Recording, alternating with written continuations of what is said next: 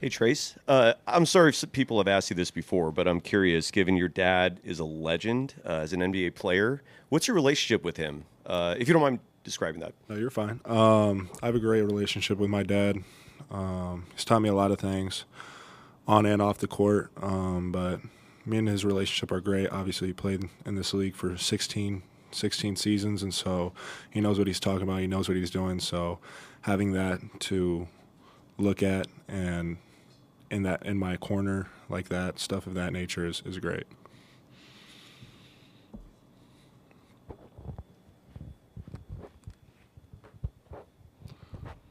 What did you learn through experiencing the playoffs for the first time, and how eager are you to get back?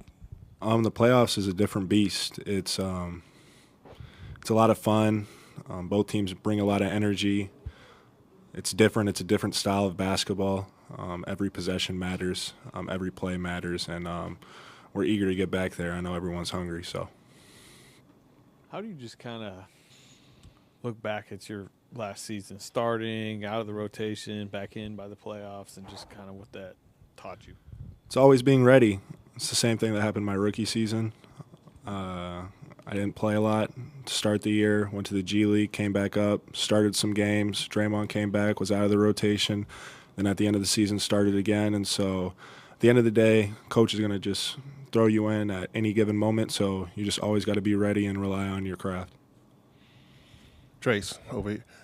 Spies say that you did some things over the summer to work on your skill set and conditioning and stuff. But how would you describe your work over the summer? I had a great summer. Reset, refocused. But yeah, conditioning was the main thing. In my exit meeting, me and coach talked about that. I ended the season probably around 265, so I was heavier. And now I'm probably back down to in between 245, 250. So just getting a lot of running. And yeah, so got to play above the rim, be ready to go. How did you do that? Just a lot of just skills, working on my game every day. Probably went 6 days a week, just focusing on basketball, focusing on skill, focusing on running, cardio, stuff of that nature. So, is the jump hook coming along? The jump hook is coming along. It's always been there, but she was a little rusty, so I had to dust her off. Trayce, how would you describe sort of what you've learned about Jimmy, what you know now that you didn't know before he became your teammate, and how impactful you expect his presence to be from the start as opposed to arriving mid-season? Yeah, I think Jimmy's a character, first and foremost, but he's someone that's always in your corner. He's a great vet. He's a great friend. But at the end of the day, I think he gets kind of that Draymond persona where if you're not on his team, you really don't know. It's kind of murky. But once he's in your locker room, he's connected and he's doing what he does. He's a great person to be around, and he's a great teammate. Trayce, does playing with all these old guys make you rethink how long you can play? Did you have an idea of how long your career will last, and now you're thinking maybe 40? Yeah, I'm going to take it 1 year at a time. But some of these guys, the stuff that they're doing at 35, 36, 37, 38 is unreal. So we just got to take it 1 year at a time, and hopefully I can play half as long as they do. Hey, Trayce. Back here. Obviously, it's Kevon Looney's not here anymore, and you guys were close and meant a lot to the Warriors. Can you talk about sort of how he helped you and how you guys are going to carry forward without him?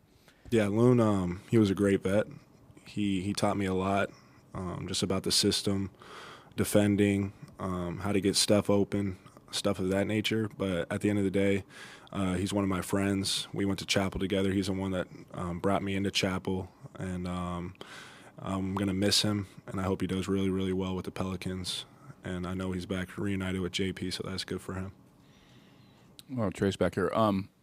You're talking about, you marvel at the fact that you got some teammates that are, still able to be very, very productive. Given that, though, do you feel that your window of opportunity is kind of closing because those guys are getting older, but then at the same time, maybe it's time for guys like you and Moses and assuming JK to develop into your own and kind of take over the team? Yeah, at the end of the day, it's still Steph Curry's team. Whatever we need to do to help Steph win, that's what we're going to do. Coach is always about winning. He's always about helping Steph because we know if Steph does what he does, the likelihood of winning is very, very high. And so we just got to continue to listen to what Coach says, and I think we'll be fine.